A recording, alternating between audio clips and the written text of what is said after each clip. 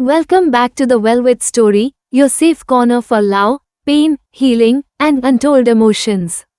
Tonight, we continue our journey with Falling Chapter 30. Let's dive in. Geet called Rosie for help, and she was shocked to see him in that condition. Was she the stubborn one? Or was it him? They somehow managed to bring him back into her apartment. "Mom, first change his dress," Rosie said calmly, trying to mask the urgency in her tone.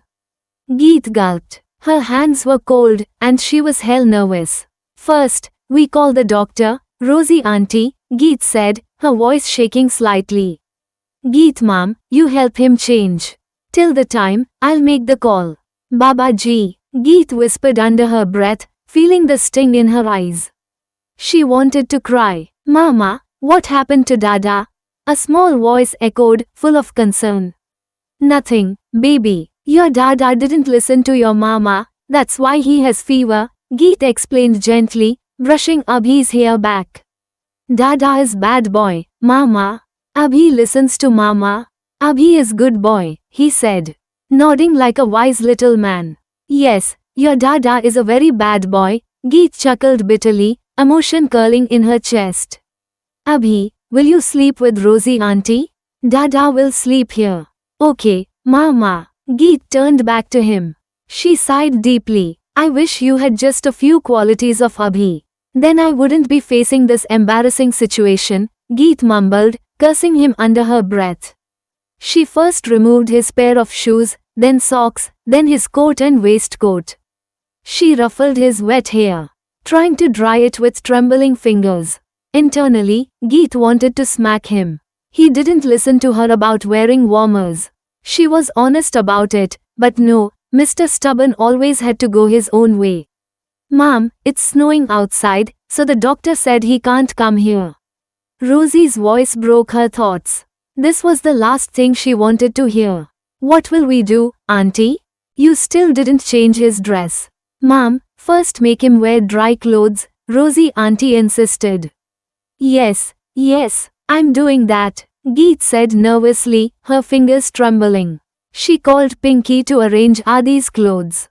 Pinky didn't ask too many questions but raised her brows curiously. "Pinky, I need them for Man." "Okay, Pinky, can you ask Adi to change his clothes?" "Oi, my Adi is not that type of guy. He's your husband, manage on your own." Geet groaned. "Man," she called out softly. No use. He was still unconscious. Geet pursed her lips tightly. She covered him with a blanket and switched off the lights. Somehow, she managed to take off the rest of his clothes, cursing him under her breath the whole time. No one could see it, but her face? It was red with embarrassment and anger. She had never come across a man this stubborn. Rocky had assured her he dropped Man at the hotel, but this man. He still managed to come back. How? In this snowfall? And more importantly, why? She dressed him slowly in Adi's clothes.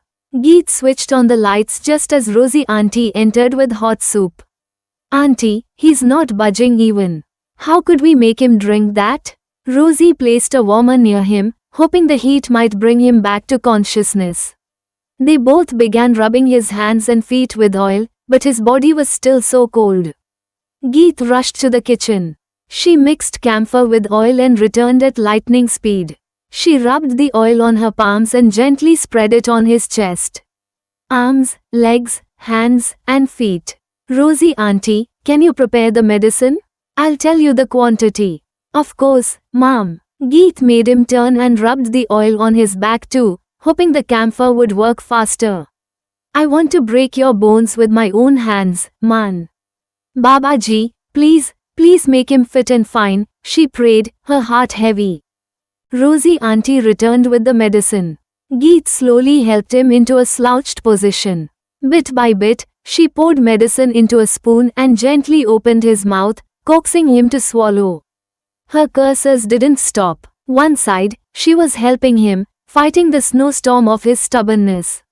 The other side, she was cursing him with all her might. Man moaned in pain. They both sighed in relief. He was finally regaining consciousness. "Man, are you listening to us?" "Cold," he whispered. "Barely audible." "Nope. It's too hot, Geet snapped, rolling her eyes. Geet mom, Abhi is alone there. Rosie auntie, please take care of him. He has this habit of throwing the blanket. I'll manage. Sorry to disturb you. I think we should shift to meet sir's house, mom. I'll listen to you, auntie. It's okay. We'll manage tonight. Yes. Good night. Geet sat beside him, rubbing his hands. But now, they were burning. The fever wasn't normal. She couldn't help him, not truly. What would his family say if they ever found out? They helped me, and I threw him out. Great, Geet. Just great. It's your fault, Geet. Her stupid heart whispered. That's why I wanted him to go to the hotel. Geet, now you are managing, aren't you? You could have managed before too. Then he wouldn't be suffering like this. Yes, I am the root cause of all problems. Yeah, her heart agreed. Geet, his broken voice called again, cold. Her heart cracked. Geet climbed into the blanket beside him and began rubbing his hands and feet vigorously.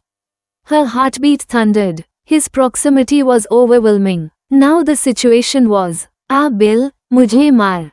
She gulped hard when Man began pulling her closer, instinctively seeking warmth. Man, please. Geet tried to distance herself. But Man wasn't letting her go.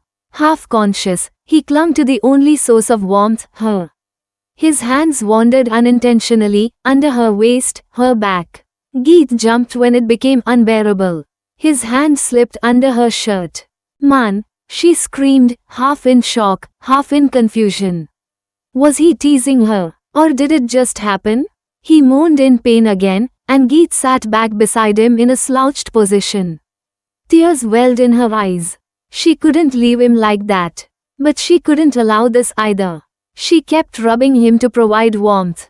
Babaji, you must be enjoying this romantic film with your popcorn and maaza in hand. But just for a moment, think about me, what I'm going through. He wasn't in the state to feel anything. But she, her heartbeat was pounding so hard it hurt. Man's fever was still high, but yes, the painful moans had calmed. He was finally sleeping soundly. Geet remained beside him, half sitting, until 5 or 6 in the morning, when sleep finally took over her, too. Around 8 o'clock, Geet opened her eyes, and the scene in front of her made her eyes go wide. Man was sleeping on her, okay, that was the worst part. His head was resting on her chest. She was about to push him away, but then she dropped the idea. Man, she screamed, then quickly lowered her voice, realizing the chaos she'd just woken into. It's your fault, her heart whispered. Act like a human, Geet. I'm not at fault. She snapped back at her own conscience. He's the stubborn one. She gently shifted Man to the other side and covered him properly with a warm blanket before walking away from him, cheeks burning red, for so many reasons. Man smiled as she left. He had actually woken up at 7:30, only to find himself lying on her. His head close to her heart, and the rhythmic thump of her heartbeat echoing in his ear. He hadn't moved. He just stayed there, silently, selfishly, rejoicing the moment with her. When he sensed her stirring, he'd quickly closed his eyes again, pretending to sleep. And then he saw it, her red face, her silent panic as she slipped away. This was the most beautiful morning of his life. And he was determined, he'd have many more like this. Scene shift. Geet walked into the other room and saw Rosie auntie and Abhi still fast asleep. Well, who could wake up early in this freezing weather? She covered them both properly and kissed Abhi's forehead. Then she walked into the kitchen and grabbed a glass of water. She needed it badly, her throat dry after the chaos of the night. She drank slowly, but steadily, trying to calm her nerves. Suddenly, I know you were with me last night, Geet. Her grip on the glass tightened. She froze. He was standing behind her. So, you were unwell. I was just helping you, she replied in a low, husky tone. It wasn't intended to come out like that, but her voice betrayed her. Helping me? Man raised an eyebrow, placing a hand on his chest. Or taking advantage of my helpless condition? Geet glared at him, but decided to stay quiet and focus on her water. Ignore him, Geet. Just ignore him. Man smirked when he saw her ignoring him. He loved teasing her, especially after how she had pushed him away last evening. Don't deny it, Geet, he continued. Everything happened without my consent, and now you are pretending like nothing happened? Geet choked and almost spat the water out. Oh my God, Baba Ji. I'm not a virgin anymore. Man clutched his head dramatically. Geet, I didn't expect this from you. You are so desperate. एक अकेले लड़के को देखकर फिसल गई. One look at a lone man and you just slipped? Oh God, now I can't show my face to anyone anymore, he added, almost dramatically fainting. Just stop it, man.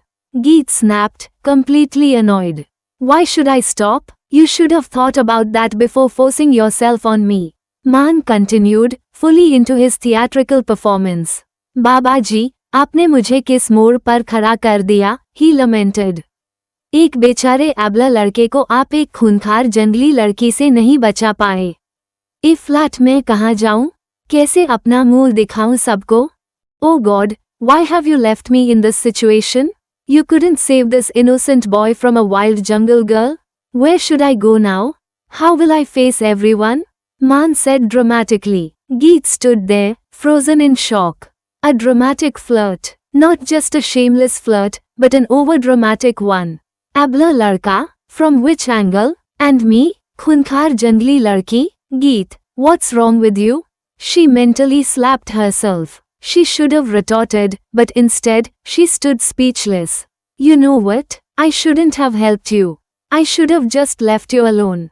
She blurted, pointing her finger at him. Man pulled her close, their bodies barely an inch apart. Her heartbeat skyrocketed. She was so close, too close. Man smirked. This wild cat was finally silent.